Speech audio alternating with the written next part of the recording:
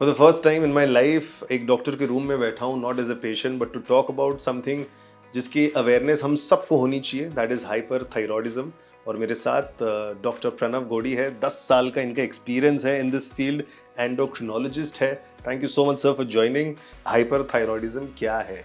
तो if you want to tell us very, I am sure in a very simple way which you will be tell us कि क्या है ये सबसे पहले और क्या क्या सिम्टम्स हैं इसके।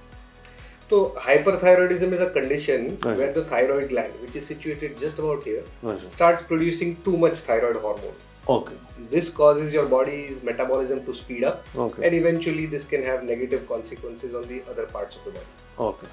And the most common symptoms of hyperthyroidism are weight loss, rapid or fast heartbeat, or trembling or shaking hands, diarrhea.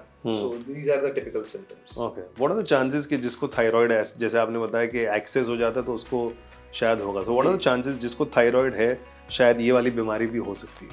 तो थायराइड की बीमारियों के कई अलग अलग प्रकार हैं, उसमें से हाइपोथायरॉयडिज्म ज्यादा कॉमन है। ओके, हाइपरथायरॉयडिज्म थोड़ा लेस कॉमन है। और तीसरा प्रकार होता है जिन लोगों को थायराइड, जिनका थायराइड बढ़ जाता है, जिन्हें हम गॉइटर बताते हैं। ओके। और अगर ये टाइम पे अगर ट्रीट नहीं किया, अनअटेंडेड छोड़ दिया, बहुत लोग डॉक्टर्स से मिलने के लिए, ट्रीटमेंट करने के लिए डरते हैं कि यार क्यों खर्च करना है, घर के नुस्खे ये सारा काम करने लगते हैं। So if it's not treated timely, क्या क्या रेपरकशंस हो सकते हैं? तो अनडायग्नोज्ड या अनट्रीटेड या delayed treatment of hyperthyroidism can affect multiple organs. तो कॉम्प्लिकेशंस होते हैं हार्ट में, आईज में हो सकते हैं।